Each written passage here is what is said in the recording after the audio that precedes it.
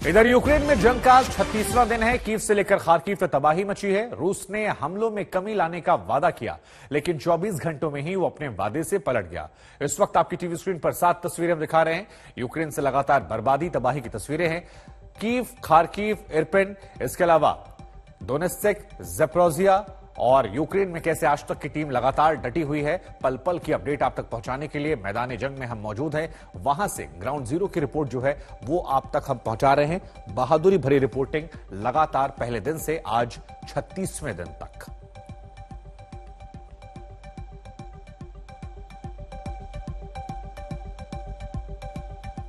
तो जंग का 36वां दिन है। 36वें दिन हमारे साथ राजधानी कीव का हाल बताने के लिए हमारे संवाददाता राजेश पवार जुड़ रहे हैं, जो आर्मी के वेटरन हैं। पहले दिन से लगातार कीव से रिपोर्टिंग कर रहे हैं, फौज की तकनीक को समझते हैं। राजेश, 36वें दिन जब हम और आप बात कर रहे हैं तो यूक्रेन यह आरोप लगा रहा है कि इस्तांबुल में बातचीत के बाद उसे धोखा मिला है। क्या हालात हैं कीव के, जरा बताइए। और 36वें दिन युद्ध किस ओर जाता नजर आ रहा है? देखिए शुभांकर, अभी सुबह से यहाँ कोई एक्सप्लोजन नहीं हुआ है, किसी तरह का हवाई हमला या मिसाइल फायर नहीं हुआ है। बड़े कॉन्ट्रडिक्टरी साइंस आ रहे हैं, कुछ भी कहना मुश्किल है। लेकिन मैं आपको बता दूं, कल एक प्रेस ब्रीफिंग की थी यूक्रेनियन मिलिट्री ने, और यूक्रेनियन मिलिट्री के जो स्पोक्स पर्सन थे वहां पर, उन्होंने ये चीज कंफर्म की थी कि रूस की फौजें जो हैं वो कीव और चार्निहाइव के इलाके में थोड़ी पीछे हटी हैं। उन्होंने वहां से कुछ सैनिक और इक्विपमेंट वहां से हटाया है।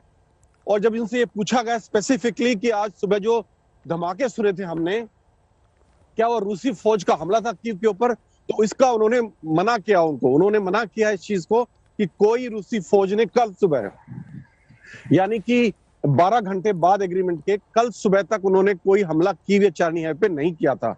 अब अगर आज रात को हमला हुआ हो तो इसकी मुझे खबर नहीं है, लेकिन कल तक ये यूक्रेन मिलिट्री ने कंफर्म किया है कि कोई उन्होंने हमला नहीं किया कीव या चार्निहाइव पर।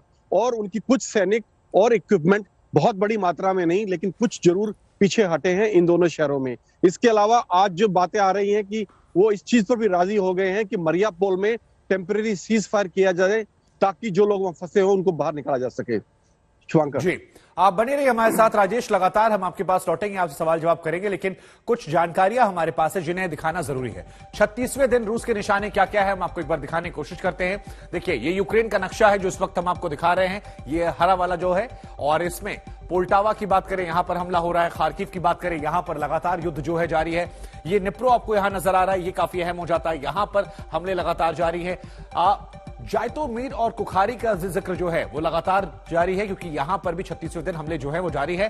हालांकि कीव को लेकर राजेश ने कहा कि कीव पर हमला यूक्रेनी फौज कह रही नहीं, लेकिन एक वर्ग उनका यह भी कह रहा है कि कीव पर भी रूस ने धोखा दिया है, और जो एग्रीमेंट उन्होंने किया था, जो समझौता किया था, उस समझौते को नहीं माना जा रहा है, धोखा दिया जा रहा है। हालांकि इसको लेकर एक कॉन्फ्लिक्ट है, कौन सही कौन गलत, कितना सही कितना गलत, ये कहानी है। लेकिन 36वें दिन ये वो इलाके जहां पर लगातार रूसी फौज के निशाने पर ये तमाम इलाके हैं। गौरव सावंत हमारे साथ इस वक्त जुड़ रहे हैं, हमारे संवाददाता। गौरव, इस्तांबुल में एक बातचीत होती है जिसके बाद दुनिया को यह उम्मीद जगती है कि शायद कुछ पॉजिटिव होगा। अब दो बातें निकल कर आ रही है। एक बात निकल कर आ रही है कि अटैक कीव पर किया जा रहा है, धोखा दिया जा रहा है, विश्वासघात किया जा रहा है। एक जो बात राजेश अभी कह रहे थे कि नहीं, वहां की यूक्रेनी फौज का कहना है कि देखिए, उस एग्रीमेंट के 12 घंटे बाद से कुछ युद्ध नहीं हुआ है। किस ओर इस युद्ध को देख रहे हैं, किस तरह का युद्ध है, इस युद्ध के हायर डायमेंशंस क्या देख रहे हैं आप? देखिए, अगर टैक्टिकली बात की जाए तो इसमें दो राय नहीं कि पिछले 12 घंटे में यहां कीव शहर में शांति है। बीती रात 5 बजे के बाद से चाहे एयर रेड सायरन 2-3 बार सुनाई दिए, लेकिन उसके बाद शेलिंग और फायरिंग न कीव में न आसपास के इलाकों में हुई है। तो ये एक इशारा है कि रूस ने जो दावा किया और वादा किया उसे फिलहाल वो निभा रहा है। दूसरी तरफ यूक्रेन की सेना और यूक्रेन की एक सांसद जिनसे हमारी बात हुई, उन्होंने ये कहा कि रूस की सेना असल में कीव के आसपास के इलाके से और खासतौर पे इरपिन के इलाके से कुछ पीछे हटी है। आज तक की टीम इरपिन में ग्राउंड जीरो पर रिपोर्ट कर रही थी बीती शाम, और वहां पर गोलाबारी हो रही थी, क्योंकि वहां पर रूस की सेना हटते हुए भी कुछ गोले चला रही थी, और वहां पर उसके बाद जब हमारी यूक्रेन की सेना से बात हुई तो उन्होंने ये कहा कि कुछ लैंडमाइंस हैं जिन्हें निष्क्रिय किया जा रहा है, एंटी पर्सनल माइंस भी हैं, एंटी टैंक माइंस भी हैं, उन्हें अब निष्क्रिय किया जा रहा है। लेकिन 55% से ज्यादा इरपिन का इलाका या बूचा का इलाका भी पूरी तरह से ध्वस्त हो चुका है। इस समय ना वहां बिजली है ना पानी है, घर बुरी तरह से तबाह हो चुके हैं। गैस सप्लाई को रिस्टोर करना एक बड़ी चुनौती है और इस पर अभी काम किया जा रहा है। तो कुछ तनाव कम हुआ है, इसमें डाउट नहीं है, लेकिन ये टैक्टिकल है, ये स्ट्रेटेजिक नहीं है, क्योंकि अगली राउंड बातचीत अभी होना बाकी है और उस बातचीत के बाद तय होगा कि क्या यह शांति की दिशा में बात आगे बढ़ती है या फिर युद्ध और बढ़ेगा। यूक्रेन की सेना तो यह भी दावा कर रही है कि रूस की सेना के कई सिपाही और बख्तरबंद गाड़ियां और टैंक बेलारूस की तरफ आगे बढ़ रहे हैं। ये रीग्रुपिंग है, रोटेशन ऑफ ट्रूप्स है, और ट्रूप्स वहां से आएंगे। चेर्नोबिल से कुछ ट्रूप्स को कम करने की बात की जा रही है। मारियोपोल में ह्यूमैनिटेरियन कॉरिडोर अगले 9 घंटों तक होगा, इस तरह की बात की जा रही है। तो कल की बातचीत से पहले जो इस्तांबुल में होने वाली है अगला राउंड बातचीत, उससे पहले संकेत यही है कि तनाव में कमी है, लेकिन यह बहुत ही टैक्टिकल है। आने वाले समय में साफ होगा यह शांति लाता है 36वें दिन के बाद या फिर युद्ध और बढ़ता है। बिल्कुल गौरव, आपने तमाम महत्वपूर्ण जानकारियां दी हैं, लेकिन क्योंकि आपने मारियोपोल का जिक्र किया है तो आप दोनों बने रहिए हमारे साथ। हम आपके पास लौटेंगे, आपसे सवाल जवाब करेंगे, लेकिन हमारी एक और संवाददाता है गीता मोहन, जो यूक्रेन के दोनस्तक इलाके में मौजूद है। अलग अलग जगह से वो लगातार रिपोर्टिंग कर रही है। हम उनकी एक रिपोर्ट दिखाते हैं, जरा देखिए किस तरह से उनकी रिपोर्ट है। और फिलहाल गीता, डोनबास जो है वहां पर कब्जे की जंग में किसका पलड़ा आपको भारी नजर आ रहा है? देखिए, फियर्स फाइटिंग डोनेस्क में, पूरे डॉनबास के इलाके में बहुत ज्यादा लड़ाई हो रही है। हम अभी जहां जा रहे हैं वो मरिंका है, जहां पर काफी दिनों से रूसी फौज और डोनेस्क की फौज के अगेंस्ट यूक्रेनियन फोर्सेस लड़ रहे हैं। तो बहुत ज्यादा अगर आप देखें बॉर्डरिंग टाउन्स में लड़ाई हो रही है। लेकिन कौन अभी ज्यादा स्ट्रांग है अगर कहें तो इस इलाके में, ईस्टर्न यूक्रेन में रूस ज्यादा स्ट्रांग इसलिए नजर आ रहा है क्योंकि डोनेस्क और डॉनबास के जो लोग हैं, यहाँ पे जो उन्होंने सरकार बना रखी है, वो पूरी तरीके से रूस को सपोर्ट करते हैं और रूसी फौज को फिर आगे बढ़ने में, यानी एडवांस करने में ज्यादा दिक्कत नहीं होती। इसीलिए मारियोपोल, जहां पर भी रेफरेंडम हुआ था, डॉनबास का इलाका माना जाता है, डोनेस्क कहता है मारियोपोल डोनेस्क का एक हिस्सा था, वो अब पूरी तरीके से रूस के कंट्रोल में आ गया है। बस कुछ ही 5 बचे हुए हैं, लेकिन काफी सारे नॉर्थ और ईस्ट के इलाके भी हैं जहां पर अभी लड़ाई चल रही है। लेकिन अगर बात करें किसका पलड़ा भारी है तो वो अभी रूस का लग रहा है।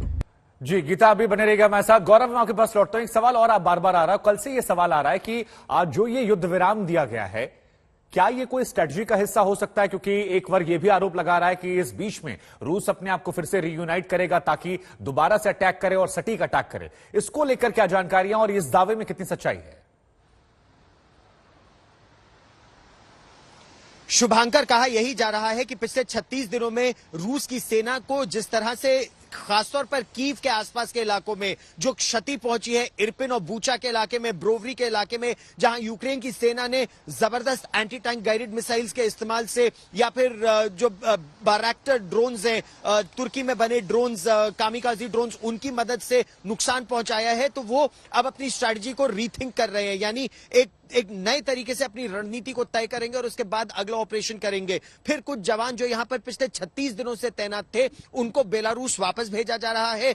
पश्चिमी देशों का आकलन यह है, इंटेलिजेंस रिपोर्ट्स और सैटेलाइट इमेजरी के आधार पर, कि वहां पर कुछ और जवान बिल्कुल टैंक और बख्तरबंद गाड़ियां तैनात हैं जिनको यहां पर दोबारा से लॉन्च किया जाएगा। तो ये हो सकता है टैक्टिकल रिट्रीट है। वो इस समय जब उनकी बातचीत हो रही है इस्तांबुल में, इस्तांबुल की बातचीत में डॉनबास के क्षेत्र को लेकर क्या निकलता है, क्या यूक्रेन इस बात पर राजी हो जाता है या उस पर बात आगे बढ़ती है? क्योंकि राष्ट्रपति ज़ेलेंस्की जेलेंस्की भी ये मान चुके हैं कि रूस को अब मारियोपोल से या डोनेट्स्क के इलाके से हटाना मुश्किल ही नहीं, बहुत बहुत लगभग असंभव सा है। जिस तरह से रूस की सेना को, बख्तरबंद गाड़ियों को, टैंकों को और विमानों को उस पूरे क्षेत्र में लाया गया है। तो अब आगे की रणनीति क्या होगी, क्रिमिया से लेकर डॉनबास के इलाके में जहां रूस ने अपनी पकड़ बहुत मजबूत कर ली है और कीव जहां रूस की पकड़ कुछ ढीली हुई है, तो ये दोनों एक स्ट्रैटेजी के रूप में इसे फिलहाल देखा जा रहा है। राजेश, क्योंकि आप जरा समझाइए हमारे दर्शकों को ये कि अगर ये बातचीत के जरिए भी समाधान निकलता है तो यूक्रेन की तरफ से क्या चीजें हैं जो रूस की टेबल पे ले जा सकती हैं, क्योंकि ये डोनबास का जिक्र बार बार हो रहा है कि वहां पर कॉम्प्रोमाइज नहीं होगा, गौरव भी कह रहे हैं कि वहां से हटाना बहुत मुश्किल है। तो जरा इसको लेकर समझाइए कि क्या चीजें पीस में भी ऑफर हो सकती हैं रूस को, जहां पर समझौता हो सकता है, जिसके आधार पर हम ये उम्मीद करें कि आगे ये युद्ध विराम हो सकता है। देखिए, जो अभी प्रेसिडेंट जेलेंस्की का भी बयान आया है, उन्होंने भी ये कहा है कि जो इस्तांबुल में बातचीत हुई है उससे कुछ सब्सटेंशियल रिजल्ट्स नहीं आए हैं, कोई बड़े रिजल्ट्स नहीं आए हैं। लेकिन जो रूस ने अपनी तरफ से यूनिलेटरल बात बोली थी कि वो चर्निहाइव और कीव के इलाके में अपनी सेनाएं थोड़ी पीछे खींचेगा और मिलिट्री एक्टिविटी में कमी लाएगा, ये चीज कल यूक्रेन आर्मी के ऑफिशियल स्पोक्स पर्सन ने कंफर्म की है। इसके अलावा जो बाकी इलाके हैं डोनबास के, उसमें रूस जब तक 100% लुगांस्क और दोनेत्स्क ओब्लास्ट को कब्जे में नहीं कर लेता, वो लड़ाई नहीं रोकेगा। और डोनबास के और क्रीमिया के मैटर पर इस्तांबुल में कोई बात नहीं हुई है। यूक्रेनियन ऑफिशियल का कहना था कि ये बात जब पुतिन और जेलेंस्की आमने सामने मिलेंगे उस वक्त इस पर बात की जाएगी, और ये बड़े स्टिकिंग पॉइंट्स हैं। इसका किस तरह से रेजोल्यूशन होगा कहना मुश्किल है, लेकिन मुझे लगता है कि अगर कुछ समाधान, बीच का रास्ता निकलना है तो वो होगा कि लुगांस्क और दोनेत्स्क को किसी तरह की ऑटोनॉमी दे दी जाए यूक्रेन के अंदर और क्रीमिया को रूस का हिस्सा मान लिया जाए। ऐसे किसी समाधान की संभावना है अगर कभी होता है फ्यूचर में। तो रूस और यूक्रेन में जंग की एक बड़ी वजह है अमेरिका और नाटो का उकसावा। इसकी यूक्रेन को भारी कीमत चुकानी पड़ रही है। सबसे ज्यादा खामियाजा किसी ने अगर भुगता है तो वो है मारियोपोल। हम आपको दिखाते हैं तबाह हो चुके शहर से हमारी सहयोगी गीता मोहन की रिपोर्ट। मारियोपोल पर रूसी हमले से किस कदर मानवीय संकट खड़ा हुआ है, उसे समझना हो तो इन तस्वीरों से समझ सकते हैं। मारियोपोल में सुबह जैसे ही राहत सामानों का बंटवारा शुरू होता है, हजारों की भीड़ राहत केंद्रों पर उमड़ जाती है।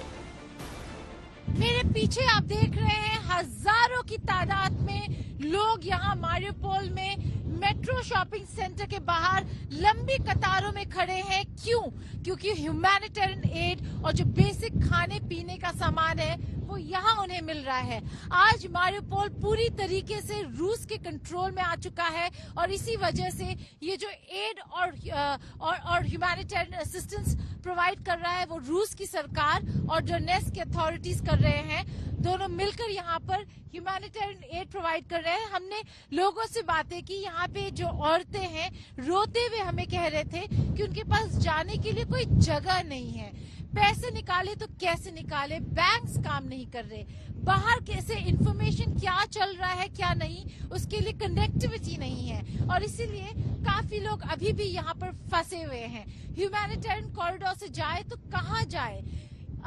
यहाँ पे मारियोपोल में आपको लगातार एक्सप्लोजन्स की आवाज सुनाई देंगी, शेलिंग की आवाज सुनाई देंगी और इसीलिए यहाँ पर काफी लोग अपने जले हुए घरों में जाके वापस रह रहे हैं। सुबह 7 बजे आते हैं, यहाँ पर लाइन में लगते हैं, खाना लेकर और जो बेसिक सप्लाईज उन्हें जरूरत की चीजें हैं वो लेकर वापस अपने घरों में जाते हैं। जले हुए घरों में रुके हुए हैं, ये सोचकर ये उम्मीद लगाए बैठे हैं कि शायद बातचीत होगी, शायद रूस और यूक्रेन माहौल को वापस ठंडा कर सकेंगे। जब विनाश इतने बड़े पैमाने पर हो तो इस तरह की त्रासदी स्वाभाविक है।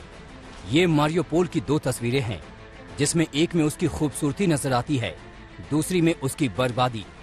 मारियोपोल में रूस की सेना ने हर तरह की इमारत पर मिसाइलों से टारगेट प्रैक्टिस की। ये 2 तस्वीरें मारियोपोल के उस ड्रामा थिएटर की हैं, जहां पर बड़ी संख्या में लोगों ने पनाह ली थी। युद्ध के दौरान हमलों से बचने के लिए यहां पर सैकड़ों लोग पहुंचे हुए थे, लेकिन रूस के हवाई हमलों के दौरान एक मिसाइल यहां पर गिराई गई, कई लोग मारे गए। रूस ने मारियोपोल में बड़े पैमाने पर विनाश मचाया है। पूरा का पूरा शहर मलबे के ढेर में बदल चुका है।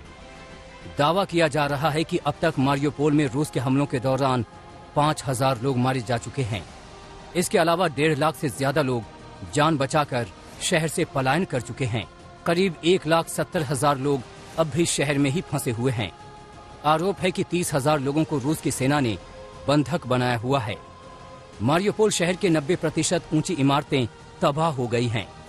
आम लोगों के 61,200 घर रूस के हमलों में बर्बाद हो गए हैं। हम यहाँ मारियोपोल के रास्ते पे हैं। यहाँ पर बहुत सारा मोटर शेलिंग और फायरिंग हुआ है। यहाँ पे ट्रक्स जो है वो उन्हें जला दिया गया शेलिंग के अटैक में। मारियोपोल मटिया मेट हो चुका है, लेकिन शहर को फिर से खड़ा करने लायक जिंदगी बची हुई है। बर्बादी के बीच हमें वहाँ एक अजीबोगरीब तस्वीर भी दिखी। शहर में जगह जगह दिखे नेवल माइन। जंग का 35वां दिन है। फिलहाल तो जंग थमती नहीं दिख रही। ऐसे में मारियोपोल का क्या होगा?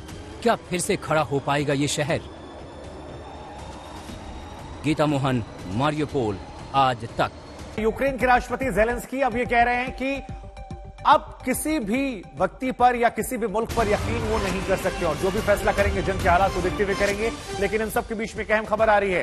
ये कहा जा रहा है कि पूर्वी यूक्रेन पर रूस हमला कर सकता है और ये किसी और ने नहीं कहा है, बल्कि ये ज़ेलेंस्की की तरफ से कहा गया। कहा गया कि कीव में पिछड़ने के चलते वो पूर्वी यूक्रेन पर हमला कर सकते हैं। पूर्वी यूक्रेन पर हमले की तैयारी में वो हैं। जंग के हालात में किसी पर भी भरोसा नहीं किया जा सकता है, ये बड़ी बात उन्होंने कही। और साथ ही ये भी कहा कि क्योंकि कीव के अंदर हमने उन्हें घुसने नहीं दिया, लिहाजा अब वो पूर्वी यूक्रेन पर हमला कर सकते हैं। पलटवार की कोशिश करेंगे, लेकिन हम अपनी जमीन को नहीं छोड़ेंगे।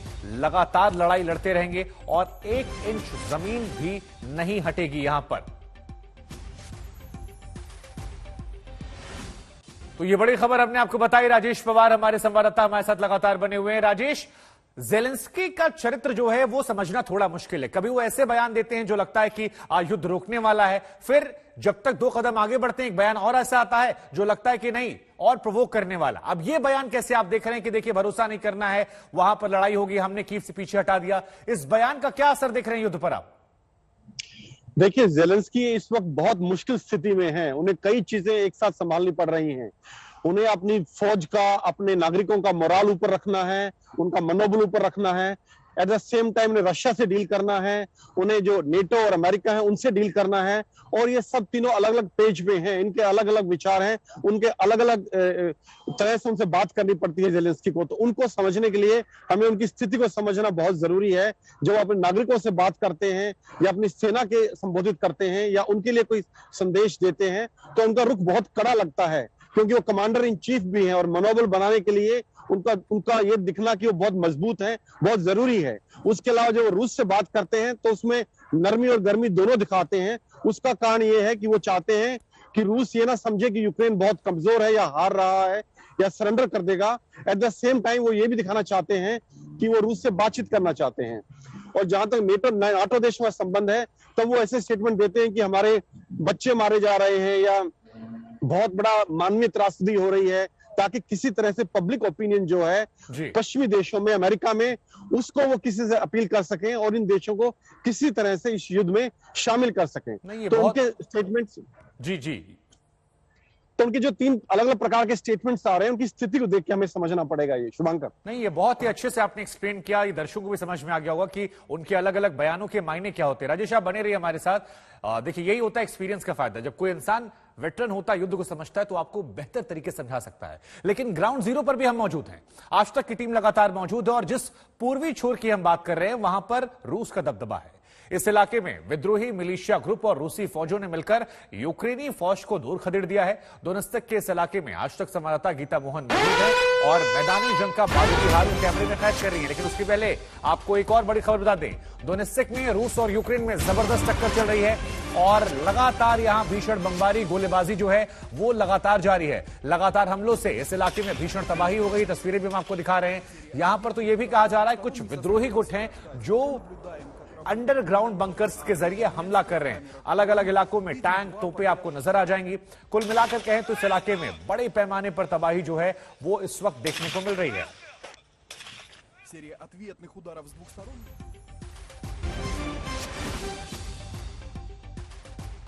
तो डोनेट्स्क के जिस इलाके का जिक्र हमने किया, जहां की तस्वीरें हम आपको दिखाई, आपको बता दें कि इस इलाके में भीषण युद्ध जारी है, लेकिन आज तक की टीम आप तक खबरें पहुंचाने के लिए, ग्राउंड जीरो की रियलिटी दिखाने के लिए वहां पर भी मौजूद है। और वहीं से हमारी संवाददाता गीता मोहन की हम आपको एक सुपर एक्सक्लूसिव रिपोर्ट दिखाते हैं, मैदाने जंग के बारूदी हाल को कैमरे में कैद करते हुए।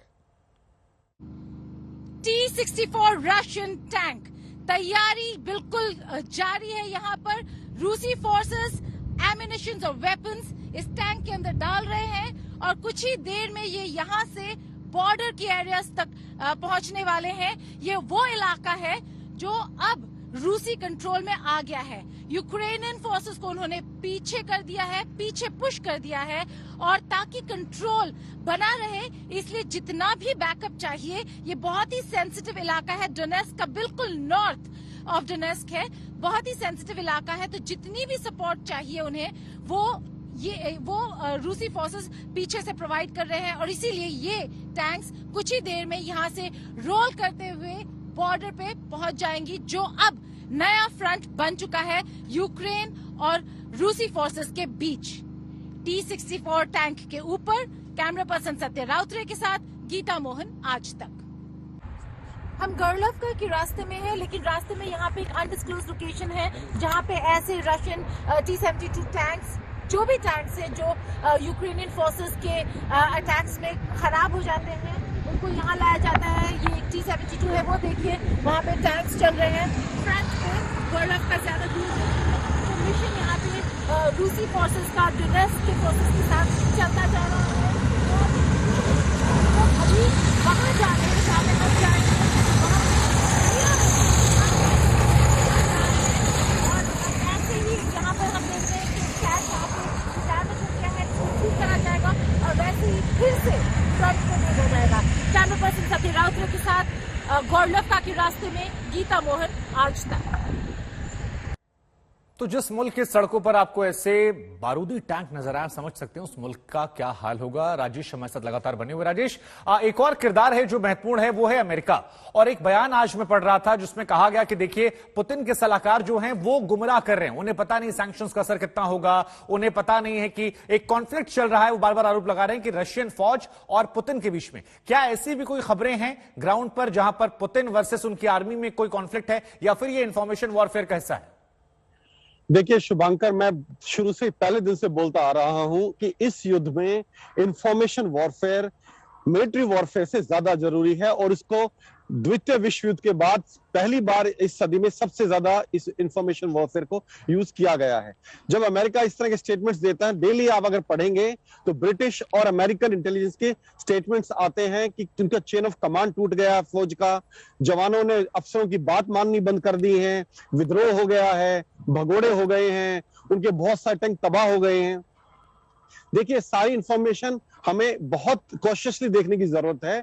ये इंफॉर्मेशन वॉरफेयर का यकीनन एक हिस्सा है, और जो ये बिल्कुल उसका एक हिस्सा है। और अमेरिका की हर बात जो बोलते हैं, चाहे वो बोलते हैं कि पुतिन बीमार है, उनकी मनोवैज्ञानिक स्थिति ठीक नहीं है, उनके सलाहकार उनकी बात नहीं मान रहे हैं, उनमें मनमुटाव चल रहा है, ये सारी बातें युद्ध का एक हिस्सा हैं, और ये युद्ध के अस्त्र शस्त्र हैं शुभांकर। ये 21st सेंचुरी की वॉरफेयर है, और उसमें ये सब इस्तेमाल होता है।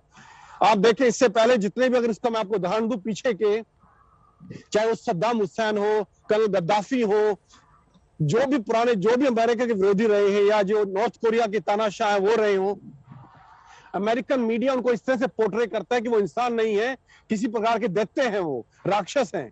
तो इस तरह पोर्ट्रे करने की कोशिश करता है, और उनकी यही कोशिश जारी है पुतिन को उसी तरह पोर्ट्रे करने की, और ये दिखाने की कि वहां सब कुछ गलत है जी, और बहुत जल्द रूस अपने आप तबाह हो जाएगा।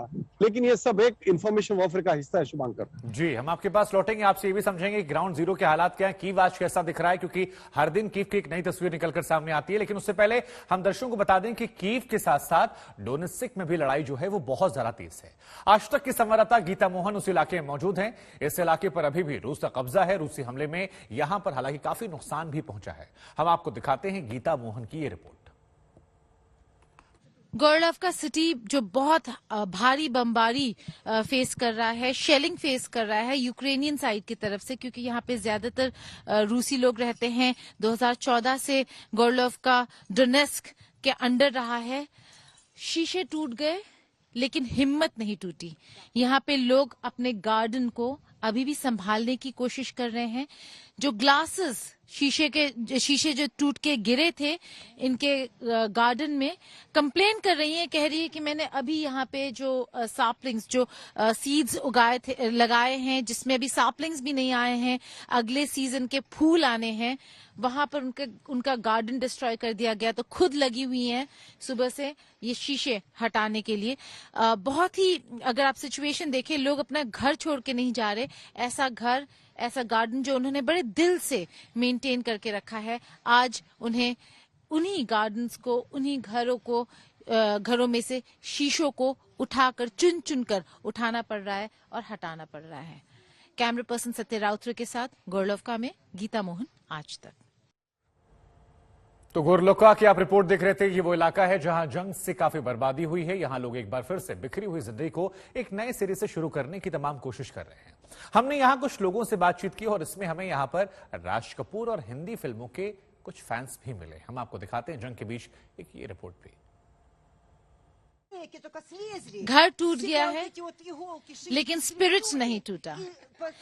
एलिना यहाँ पर न केवल कह रही है कि वापस से अपना घर वापस बनाएंगी, अपना गार्डन वापस बनाएंगी, लेकिन राज कपूर की बड़ी फैन है। वर्ल्ड वॉर 2 के बारे में बात कर रही हैं और ये कहा कि हिंदी फिल्म्स देख के उन्हें आंसू आ जाता है, इतना पसंद है। Elina, do once more what you did, the song Jimmy Jimmy. О, Джимми, Ася, Индия, Радж Капур, люблю, не могу, всю жизнь люблю индийские фильмы. У меня столько дисков, Бобби есть, у меня много, да, Рам Шиам, Зита Гита, все у меня есть Sita диски. Gita, Ram और श्याम, अब आप लिस्ट है इनके पास, लेकिन आपको समझ आ रहा है कि जमाने की है और अभी भी भारत से उतना ही प्यार करती हैं। एलिना के साथ गोलवोका में वीडियो जर्नलिस्ट सत्य राउतरे के साथ गीता मोहन, आज तक। तो देखिए, जंग के बीच में, बर्बादी के बीच में आपके चेहरे पर मुस्कुराहट देने वाली ऐसी कुछ तस्वीरें, ऐसी कुछ रिपोर्ट्स यकीन दिलाते हैं कि शांति आएगी, अमन से ही दुनिया कायम हो सकती है। लेकिन कीव चलते हैं। राजेश, यहां तो हमने देखा कि अमन की उम्मीद जगाती एक मुस्कुराती हुई तस्वीर, लेकिन कीव में क्या मुस्कुराहट है, क्या हाल है कीव के? अगर आप तस्वीरें दिखा सके तो जरा समझाइए, क्योंकि हर दिन ऐसा लगता है कीव एक नए सिरे से, नई तरह से नई तस्वीर दे रहा है। देखिए शुभांकर, कीव में शांति है पिछले 48 घंटे से।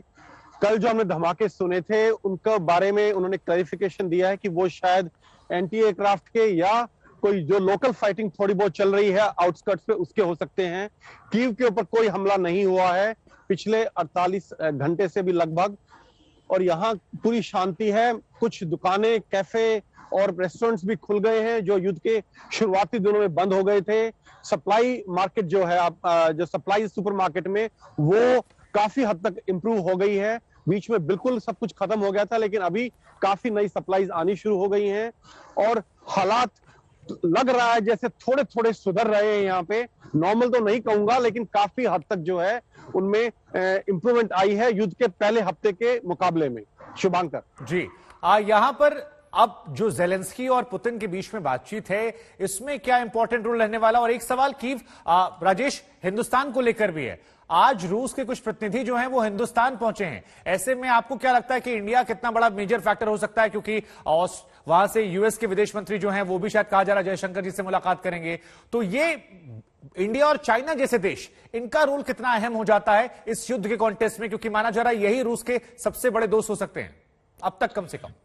देखिए, आपको अगर ये समझने की जरूरत है कि क्यों बार बार हिंदुस्तान में ये लोग आ रहे हैं। जापान के प्रधानमंत्री आए, ऑस्ट्रेलिया के प्रधानमंत्री ने वर्चुअल मीटिंग की मोदी से, उसके बाद अमेरिका के बार बार कोई ना कोई रिप्रेजेंटेटिव्स आ रहे हैं। ये सब एक तरह से इंडिया को इन्फ्लुएंस करने की कोशिश कर रहे हैं कि वो किसी तरह से रशिया का साथ इस लड़ाई में ना दे। और जो फाइनेंशियल डीलिंग्स है, जैसे तेल की बात आई है कि इंडिया ने रूस से डिस्काउंटेड रेट पे तेल खरीदने का एक समझौता किया है रूबल्स में, तो ये कोशिश इनकी लगातार जारी है कि इंडिया किसी तरह से इस तरह की डीलिंग्स ना करे।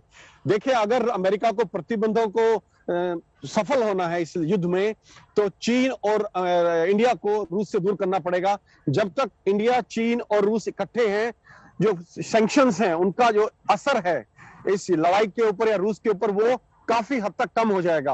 और देखिए चाइना इस चीज को बहुत अच्छे से समझता है कि अगर आज रूस के साथ ये हो रहा है तो कल चीन के साथ ये होना तय है, और चाइना इस चीज को अच्छे से समझ रहा है। और यही कारण है कि चीन ने भी इंडिया की तरफ किसी प्रकार का एक शांति का हाथ बढ़ाया है, ताकि वो इकट्ठे मिलके इस पूरे सैंक्शंस की लड़ाई जो रूस के खिलाफ है उसको बिल्कुल राजेश, बिल्कुल राजेश, आपने बड़ी महत्वपूर्ण बात कही और इससे वो एक डायलॉग भी याद आया कि दुश्मन का दुश्मन जो है वो अक्सर दोस्त हो जाता है। कुछ ऐसा ही विश्व पैमाने पर अगर आप देखेंगे विश्व पटल पर तो अलग अलग मुल्कों के बीच में नजर आ। राजेश, आपका तमाम शुक्रिया तमाम जानकारियों के लिए। लेकिन यूक्रेन के गोरवका में हम उन घरों में भी पहुंचे हैं क्योंकि यहां भी युद्ध जारी है और कीव के अलावा ये वो जगह जहां पर आपको नजर बनाए रखना चाहिए, जहां पर यूक्रेनी फौज ने अपने हथियार रखे थे। ये कहा जा रहा है कि अब इन पर रूसी फौज ने कब्जा कर लिया है। वहां की दीवारों दरवाजों पर भीषण जंग के निशान मौजूद हैं। जरा देखिए रिपोर्ट। हम यहाँ जहाँ पर है ये एक घर है जहाँ पर मशीन गन यूक्रेनियन फोर्सेस ने रखा हुआ था और अपना एक्शन यहीं से कर रहे थे। ये वो पैलेट्स हैं जो आप देख सकते हैं। ये जो दरवाजे हैं उसमें आपको दिख रहा है किस तरीके की यहाँ पे फियर्स फाइटिंग हुई है। शेल मार्क्स और शेलिंग के मार्क्स हैं और बाकी यहाँ पे जो आसपास घर है वहां पर भी काफी सारा एम्यूनिशन रखा हुआ था। जब रूसी फोर्सेस ने यहाँ पे कंट्रोल ले लिया और यूक्रेनियन फोर्सेस पीछे हट गए जहां पर वो अभी है, तब इस पूरे इलाके में जिन जिन घरों में ये एम्यूनिशन रखा हुआ था उस सब को कॉन्फिस्केट कर लिया रूसी फोर्सेस ने। कैमरा पर्सन सत्य राउतरे के साथ गीता मोहन, आज तक। यूक्रेन में युद्ध के ग्राउंड जीरो से आज तक लगातार ऑलराउंड कवरेज कर रहा है। 36 दिनों की जंग में यूक्रेन के 90% शहर रूसी मिसाइलों और रॉकेट हमलों में बर्बाद हो चुके हैं। मारियोपोल से आज तक संवाददाता गीता मोहन की ये ग्राउंड रिपोर्ट देखकर आपको यह अंदाजा हो जाएगा कि यूक्रेन के शहर कैसे खून के आंसू रो रहे हैं।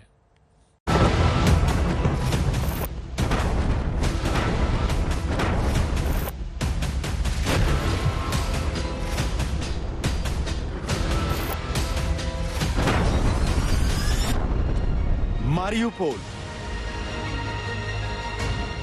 युद्ध का सबसे ज्यादा खमियाजा भुगतने वाला शहर, वहां से आज तक की आंखों देखी।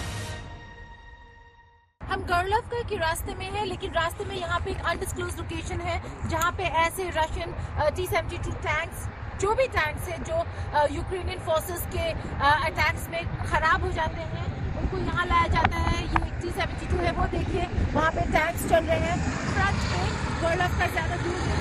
तो मिशन यहाँ पे रूसी फोर्सेस का डोनेट्स्क के फोर्सेस के साथ चलता जा रहा है। तो अभी वहाँ जा रहे हैं जहाँ पे हम जा रहे हैं।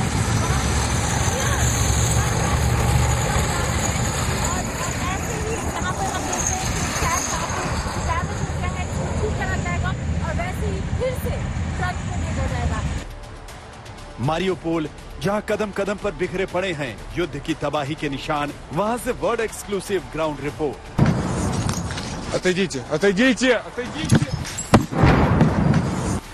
खंडर बन चुका है मारियोपोल। 2 दिन पहले राष्ट्रपति ज़ेलेंस्की ने कहा था अब मारियोपोल को बचाना नामुमकिन है। रूस ने अपनी पूरी ताकत लगा दी मारियोपोल को अपने कब्जे में करने के लिए। मारियोपोल जिसे रूस की तोपों, मिसाइलों और रॉकेटों ने खंडहर बना दिया है, वहां हमलों में फंसे लोगों के साथ खड़ा है आज तक। Okay, she don't believe Gaga, don't believe OON. She claims that all of people could be in the safe place.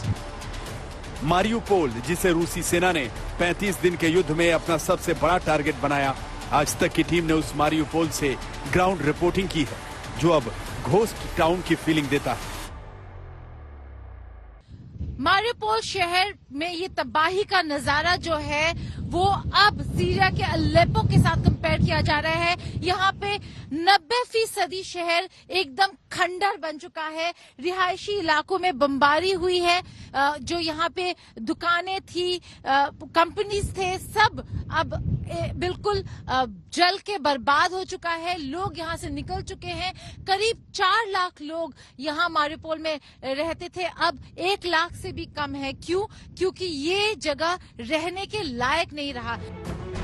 Mariupol में आज तक के कैमरे का लेंस जिस तरफ जिस दिशा में घूम रहा है उसमें सिर्फ तबाही के मंजर ही रिकॉर्ड हुए। रिहायशी इलाके हों या स्कूल, अस्पताल हो या फायर ब्रिगेड की बिल्डिंग, रूस के हमलों ने मारियुपोल को मलबे में तब्दील कर दिया है। ये फायर स्टेशन था मारियुपोल सिटी का, लेकिन मिसाइल अटैक के बाद जो बर्बादी का आलम आप देख रहे हैं, यहाँ पर पूरा बिल्डिंग यहाँ पे टूट के गिर चुका है। जो इतना बड़ा क्रेटर बन चुका है, आप उस गड्ढे को देख के आपको पता चलेगा कि कितना बड़ा अटैक हुआ था। जितने भी बिल्डिंग्स यहाँ पर हैं उनके सारे शीशे टूट चुके हैं। लाइफ यहाँ पर लोगों की खत्म हो गई है। 24 फरवरी तक रूस के अटैक से पहले मारियुपोल की आबादी 4 लाख से ज्यादा हुआ करती थी। अब 70% से ज्यादा आबादी शहर छोड़कर भाग चुकी है और जो लोग बचे हैं उन्हें भी खाने पीने के सामान के लिए संघर्ष करना पड़ रहा है। मेरे पीछे आप देख रहे हैं हजारों की तादाद में लोग यहाँ मारियुपोल में मेट्रो शॉपिंग सेंटर के बाहर लंबी कतारों में खड़े हैं। क्यों? क्योंकि ह्यूमैनिटेरियन एड और जो बेसिक खाने पीने का सामान है वो यहाँ उन्हें मिल रहा है। आज मारियुपोल पूरी तरीके से रूस के कंट्रोल में आ चुका है और इसी वजह से ये जो एड और ह्यूमैनिटेरियन असिस्टेंस प्रोवाइड कर रहा है वो रूस की सरकार और डोनेट्स्क की अथॉरिटीज कर रहे हैं। दोनों मिलकर यहाँ पर ह्यूमैनिटेरियन एड प्रोवाइड कर रहे हैं। हमने लोगों से बातें की, यहाँ पे जो औरतें हैं रोते हुए हमें कह रहे थे कि उनके पास जाने के लिए कोई जगह नहीं है। पैसे निकाले तो कैसे निकाले, बैंक्स काम नहीं कर रहे, बाहर कैसे इंफॉर्मेशन क्या चल रहा है क्या नहीं, उसके लिए कनेक्टिविटी नहीं है और इसीलिए काफी लोग अभी भी यहाँ पर फंसे हुए हैं। मारियुपोल का 70% से ज्यादा इलाका अब रूस और डोनेट्स्क फोर्स के कंट्रोल में है, लेकिन अब ये शहर लोगों के रहने लायक नहीं रह गया। न पानी है न बिजली है। युद्ध में घिर चुके मारियुपोल के लोग अपनी जिंदगी के सबसे बुरे दौर को भुगतने को मजबूर हैं, जिनकी मदद के लिए मानवीय मदद का पहुंचना भी बेहद मुश्किल हो चुका है। मारियुपोल में ये यूक्रेनियन ट्रक्स हैं, कॉन्वॉय जो एक अटैक में पूरी तरीके से झुलस गए। बम्बार्डमेंट, रूसी बम्बार्डमेंट हुआ था 16 मार्च को, कहते हैं, जब इस पूरे इन सारे रूसी यूक्रेनियन ट्रक्स को रूसी फोर्सेस ने बिल्कुल जला के खत्म कर दिया। ये बहुत ही इम्पोर्टेंट सिटी है। हम जहां से आ रहे थे वहां से यहाँ तक मारियुपोल अब काफी सारे इलाके रूसी कब्जे में है। रूसी और जो डोनेट्स्क के पीपल्स मिलिशिया है उनके कब्जे में है, लेकिन ये बहुत ही महत्वपूर्ण इलाका है। क्यों? क्योंकि मारियुपोल क्राइमिया और डोनेट्स्क के बिल्कुल बीच में है, एक लैंड ब्रिज की तरह। देखिए बमबारी चलती जा रही है। जहां पर हम खड़े हैं वो फ्रंट लाइन से बस 10 किलोमीटर दूर है।